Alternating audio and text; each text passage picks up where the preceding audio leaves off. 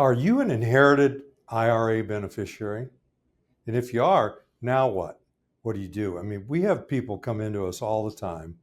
They find one of these videos on inherited IRAs, and I don't know that I make a lot of sense to them, but that probably make more sense than anybody else they've listened to is trying to explain, how what do they do now? Now what? Is that they've received this money or they're about to receive it, and taxes are a huge problem. I mean, if it's not a Roth, if you're inheriting a Roth, then taxes aren't a problem because it's tax free. But for most IRAs that are inherited, they're not Roths. And the income tax and the timing of the distributions is the big problem. And it's too late for a Roth conversion once the owner dies and the beneficiaries sitting in my office or sitting across a Zoom asking, we can't do a Roth conversion. So what I want to do is I want to put it to Tom, and I want Tom to share with you why we're doing this video today. Yeah, I mean, we're doing this video because you've worked so hard your whole life and, and saved up money and not paid taxes on it. And what you're really doing is you're setting up your kids to inherit this money, and they're going to have this big tax bomb, or potentially could. And so, really, we're talking to two different sets of people in this video. One group are the owners of the accounts. This might be you. You have your own IRA, your own 401k, traditional, I'm talking about, not Roth. And we're also talking to the group of people who are actually inheriting these accounts now. And we have examples of that as we go through the show. And we really just want you to think through this, intentionally. So you want to set things up in a very intentional way, because what most people do is they save this money, they don't have a plan for it. Sort of by default, that's what the kids are going to inherit. And that's not always the best strategy. And a lot of times there's a lot of taxes owed in doing it that way. And so I want to bring up the show notes here. You can find these at the link below our video. They're also on our website at cardinalguide.com. We have the board, and again, we'll get into the examples and more of the details here. But we have some nice charts here. This is a helpful one. This is when we get to the examples. You'll use this chart to calculate the RMDs. Maybe don't try to do this on your own. It can be kind of confusing. But and then we also have some more rules, how we define the different beneficiary classes and stuff. And so when you want to see some more details that we're going on the board, we have all that in our show notes here. So I'm going to turn it back to Hans. He's going to define really two different groups of beneficiaries: eligible designated beneficiaries and non-eligible designated beneficiaries. There's a third one, a non-designated beneficiary. We're not going to really get into that today. That's not what this video is on. So we're really going to focus on people and whether you are an eligible designated beneficiary or a non-eligible designated beneficiary. Okay, so many of you have probably heard of the 10-year rule, okay, and which is most beneficiaries. Okay, so that it's pretty much common knowledge now. It's not entirely accurate that if a person dies, leaves an IRA to a beneficiary, and then the beneficiary now has access to the money, they got to pay taxes on it, and they can't just leave it in there for the rest of their life. Is they've got to distribute it over a 10-year period.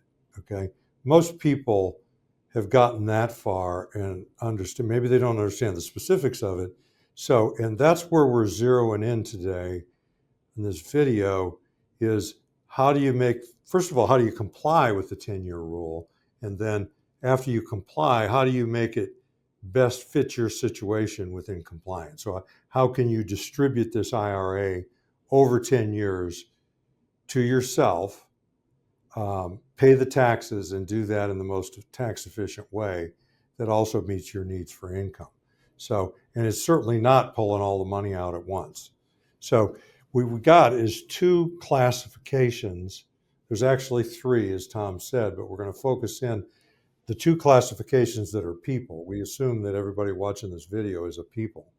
Is that the first category are trusts, estates. So if somebody leaves their IRA to a trust or to an estate, then there's a whole nother set of rules when the beneficiary is not a person. So what we're going to show you is if you're a person, you've inherited an IRA, or you're the owner of an IRA, and you're trying to structure your beneficiaries in such a way that your beneficiaries will be in a good situation.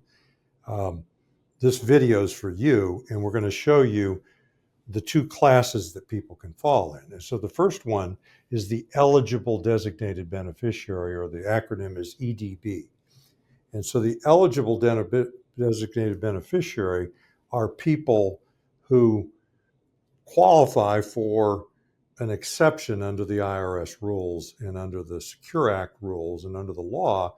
They're saying, look, if you're the spouse of the IRA owner, so like if I leave my IRA to my wife, they are going to give her, the IRS is going to give her the most favorable terms of anybody on this sheet. And so we're not going to really get into that today. We have other videos on that, but if you're leaving it to your spouse, then your spouse is going to receive the most favorable terms of anybody on the list.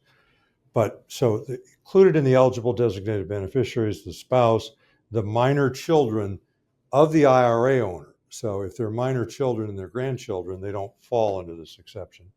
The disabled. So if the beneficiary is disabled, or if you are the beneficiary and you're disabled, you're going to get some special, you're going to be able to distribute this over your lifetime. The chronically ill, which is people that need help with the activities of daily living.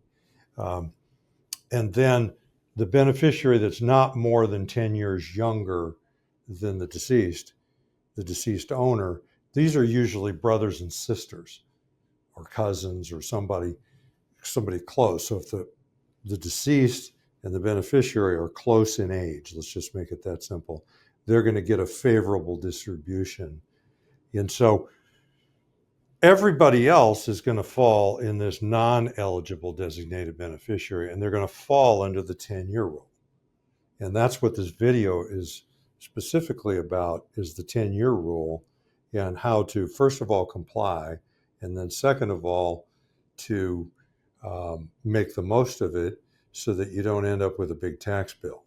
So when you fall under the 10-year rule, when this thing first came out, they were saying you can just leave all the money in there, not take anything, wait till the end of the 10th year after death, pull it all out, and then pay taxes on it. Well, first of all, that wouldn't be very smart, because you're going to end up with a huge tax bill in that 10th year, because that's going to be added on top of your other income as a beneficiary.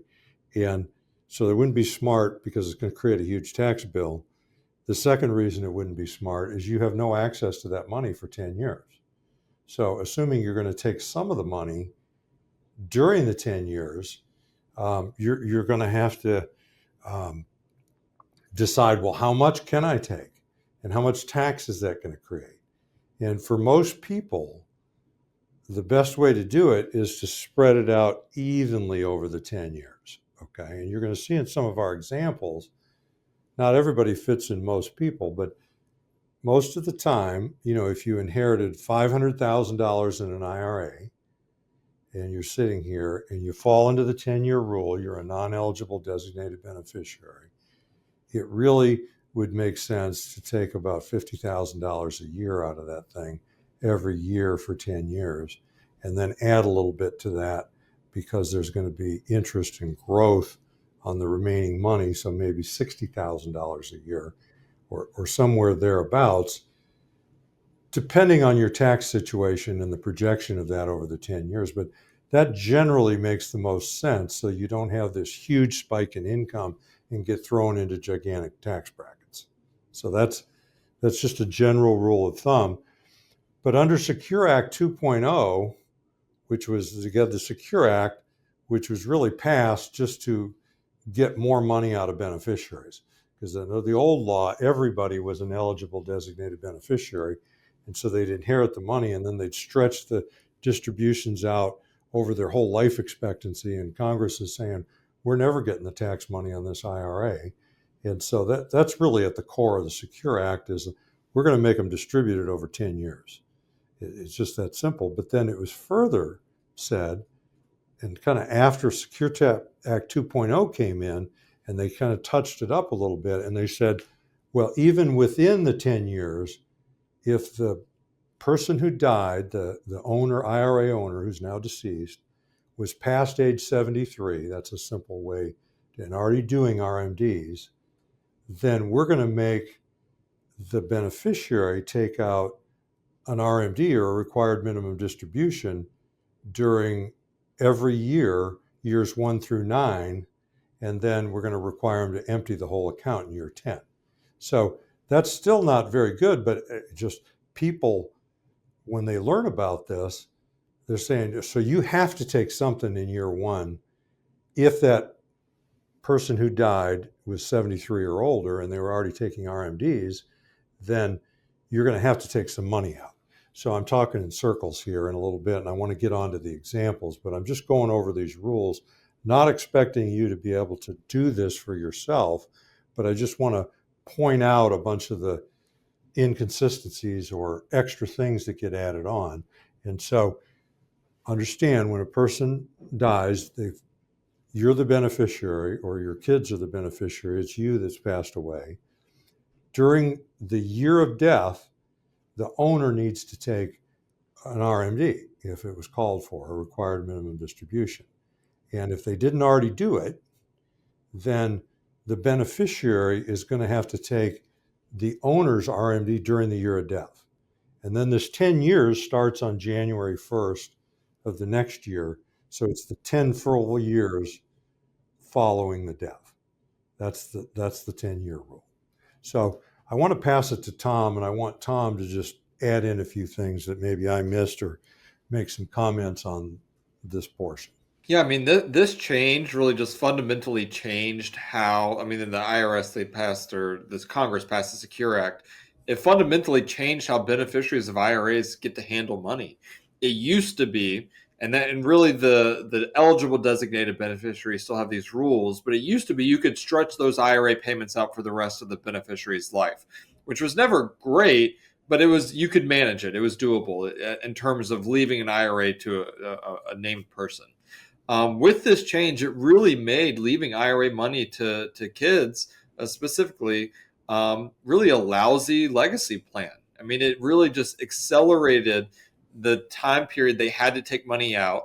And especially if you have a large IRA and we shrink the time that we can take it out over a 10-year period of time, your kids might be inheriting this in their highest earning years. It really just throws them into much higher tax brackets.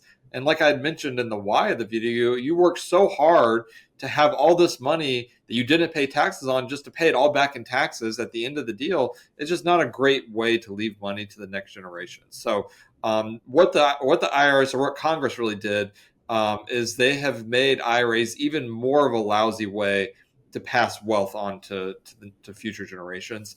But again, like Hans mentioned, really the whole idea with planning here is we want to smooth out the taxes. We don't want to have one big lump sum tax hit in any one given year, because what a lot of kids will do, if they're not properly instructed, they don't have the right tools or advisors in helping them, is they'll, mom or dad dies, they get, say, $1 million IRA they inherited, they say, okay, I'll just cash it in, which they're allowed to do.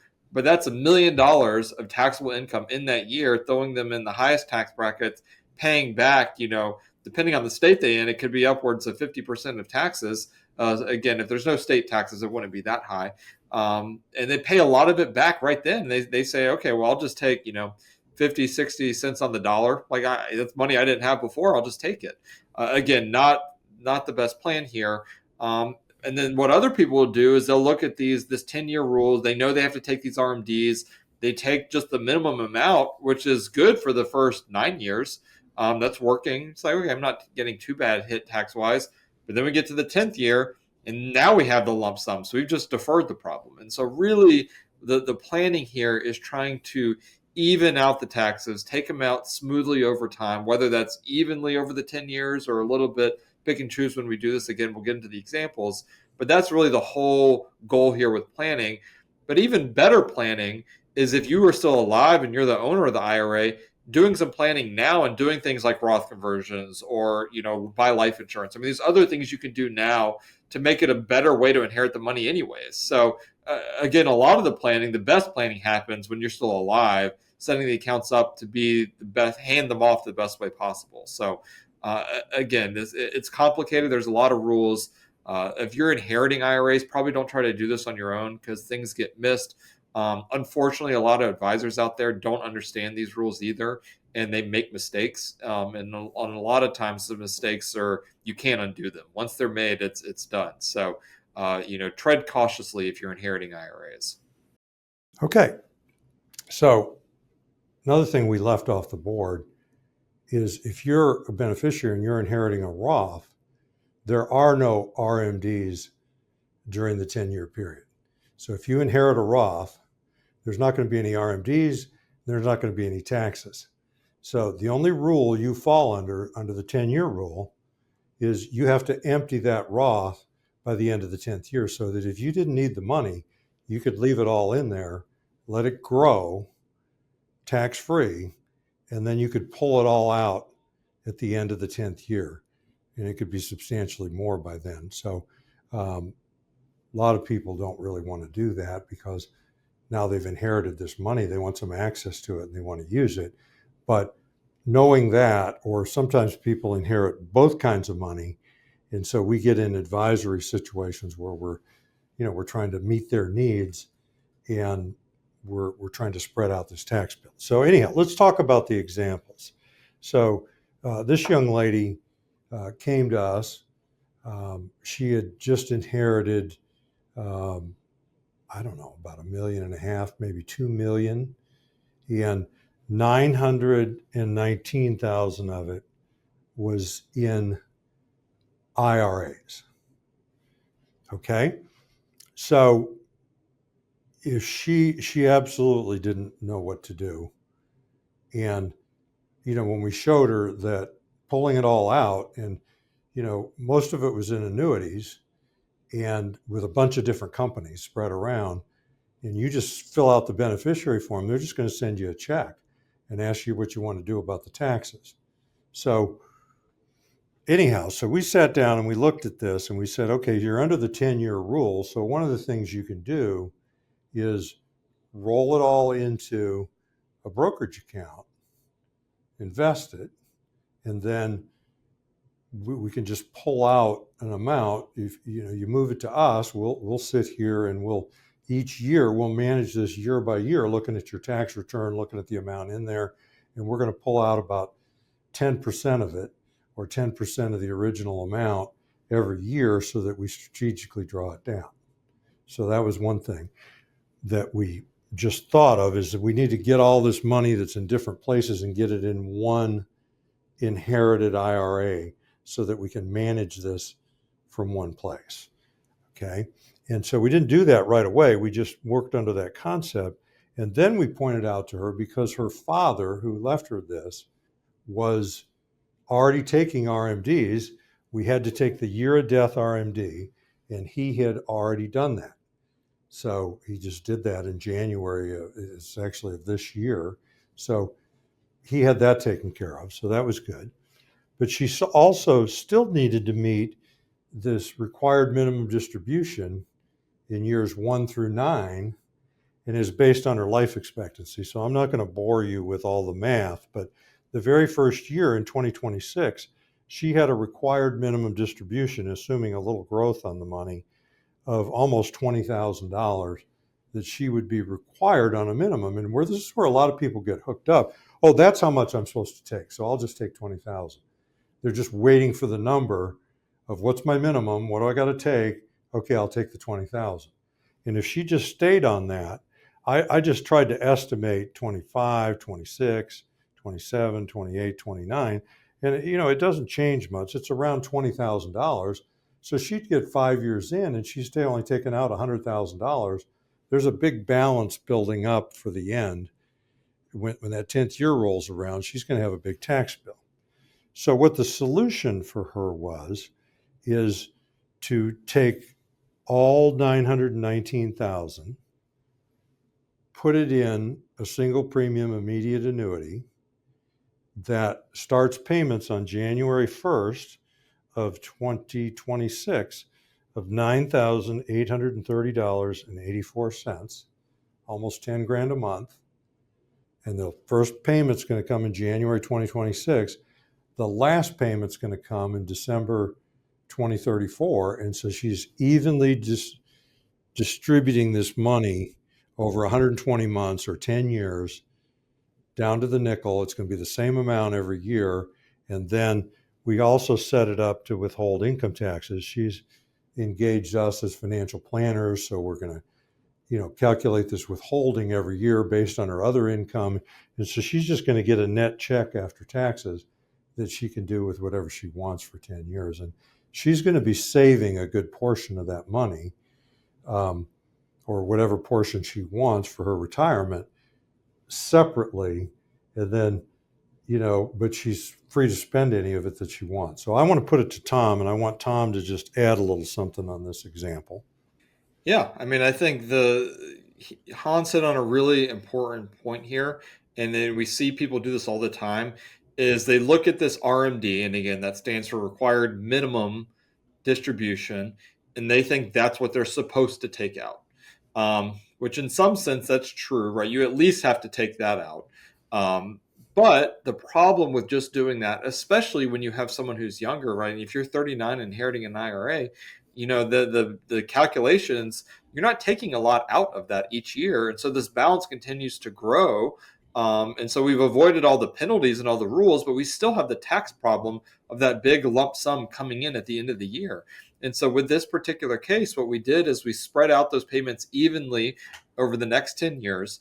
I think, Hans, you made a slight mistake. The ending payment is December of 2035, but it's 120 payments, 10 years worth of income. That goes on top of her other income. And so we're doing other planning with her, trying to defer some of her other income in traditional IRAs and 401ks. And then we'll do other Roth conversion stuff down the road. So there's more planning going on behind the scenes. But the first issue that she was facing is, how do I take this just under $1 million I'm receiving from an IRA, distribute this evenly over the 10 years? The annuity is a great way to do it because it's guaranteed. We know what it is. She still has plenty of other money invested. When she's getting that income, that's going to be then reinvested back in other investments above and beyond what she needs to live off of, because she's still working.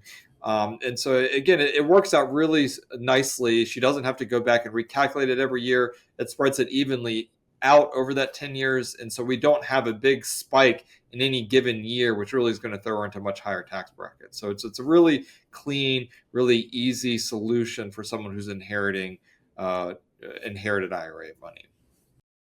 So this lady called me, or called in, and she, been watching our videos, and she's 62, married, and she's a non-eligible designated. It was her mother that passed away.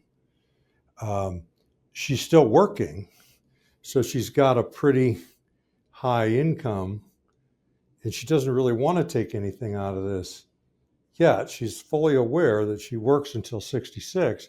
She's got about 4 years, maybe 5 years, where she has a high income from work, and she'd really like to take nothing for those 5 years and then spread the payments out over the next 5 years as a replacement for her work income. And then, she's going to be at a much lower tax bracket because she won't have that work income. And so what I pointed out to her, this lady was a banker, so she knew a little bit about this stuff, and she had done all her research, but she didn't know about this. Her mother was, after her RMD start date, her mother was like 90 or something. So she had this required minimum distribution that she had to take each year. And so this is a case where that was good for her, is she had to take 15,000 the first year in 2025, 16,000 in 2026, 17,000. And these two are estimates because we really don't know what the balance is going to be at the year end, but they're reasonably close. I assume some growth in there. But the point being, this isn't really taking much of a dent in the 400,000, but it's just enough to meet the law. And then once she gets into 2028, 29, 30, 31, 32, 33, and 34, then we're going to do like we did with this one. We're going to divide the money over equally over those remaining 7 years and figure out something to put it in where she just gets a check every year. And it really times out well for her, where she's not going to take anything out of her own 401k or IRA until she's 73. So this time is going to fill all the gap, the income pulling out of this, and it's not going to do real damage on her tax return. Now, the third example is now we've got a 65-year-old who's married and retired and inherited IRA $200,000. And what we're showing is this person really doesn't need the money. Of course, everybody needs the money or wants the money at some level, but they were very interested. They watched one of our other videos of buying a long-term care life policy with IRA money. And we can actually do this with inherited rules and take full advantage of the 10-year rule. And we could even cover this person's spouse. So, what this does is that $200,000 put into this inherited IRA at the insurance company produces $25,000 a year for 10 years of income that'll be taxable to her, distributes the whole IRA over the 10-year rule, and it creates a life long-term care insurance that's fully paid up, and it covers both the husband and the wife, because we can do that even though only one of them is the beneficiary. So more on that later. I want to bring Tom on and really just make any references to these two examples. Yeah, I mean, I think the second example is a really great example of where you wouldn't want to spread it evenly out over the 10 years, right? I mean, if we know there's going to be a decrease in income like retirement or something like that, then yeah, maybe we do just take the minimum that's required so we don't break any laws and we don't get any penalties. And then we get to a point where then we spread it evenly out. But the whole goal here is to reduce the tax liability on this money. I mean, every dollar coming out of the IRA is going to be taxed. Traditional IRA is going to be taxed. And so, we just want to get the least amount of taxes owed on that possible. And so every situation is different, right? So we don't have just a blanket recommendation for everybody. And that's why you need to call us. If you're coming into this money, you don't know what to do, it's going to be different per person. Every person's different. And so this example is a really good one where, all right, let's just take the minimum. And then we get to 7 years. We still have a good amount of time to evenly spread that out, trying to smooth out the taxes so we don't have big spikes in that there. And then again, the third example, and we have other videos where we talk about this policy where you can use IRA money to purchase long-term care. Again, her income is covered by what she has personally. She doesn't need the income from what she's inheriting, but she had a gap in her plan being the long-term care that was missing. And so we could repurpose this money. It works well within all the rules and all the details. I don't want to get too far into the weeds there, but it's a really nice solution. It's really the final gift from her parents is to receive this money, set aside the long-term care. And what she's then doing is taking care of her kids, because really who bears the burden on that long-term care is the children. It's the family members. And so having the long-term care in place is a way to take something from mom, receive it, repurpose it. So now she's protecting her kids. It's a way to pass it along, which was really, really nice for them. And again, everyone's situation is different. It really just depends on what you're facing, what your needs are, what your desires are, and we can work with that. The biggest thing, though, is the rules are complicated, right? And a lot of people mess this up, and the mistakes are costly. And so don't do this on your own. And really, if you are the IRA owner and you're watching this video, I want you thinking, fast forwarding, putting yourself in that situation. You've passed, you're leaving this to your kids. Do you really want them to have to mess around with this and have to worry about this, all these different rules? Or is there things you can do now to make it better for them? And I think that's really something you should sit down and think through. Yeah. So what I want to talk about is, how does this fit into comprehensive financial planning? And we have a whole category in our 7 worries where we're talking about IRAs. And, as many of you that follow us know, we go to Ed Slott twice a year, and the Ed Slott Elite Advisors, and we're just learning about this stuff all the time, down to the minute details. You don't need to learn it to that level. You just need to make sure when you're doing your planning or if you're a beneficiary when you're receiving this, that you get to a competent advisor. So I want to show you how this IRA knowledge, IRA tax planning fits within comprehensive financial planning. So we talked about long-term care today, and we showed you a way to take an inherited IRA and actually buy long-term care insurance covering you and your spouse, or just you, if that's the desire. We talked about income, because income taxes and planning income is what's all about distributing an IRA. Is that the worst case scenario is you have it all bunched up in 1 year. We're talking about estate planning, because this is beneficiaries. This is, you're the owner. We're talking about after your death. And then the whole show has been about taxes or working on minimizing them. So I'd like to bring Tom back on. I'm Hans Scheil. And I'm Tom Griffith. And we thank you very much for listening. Thank you.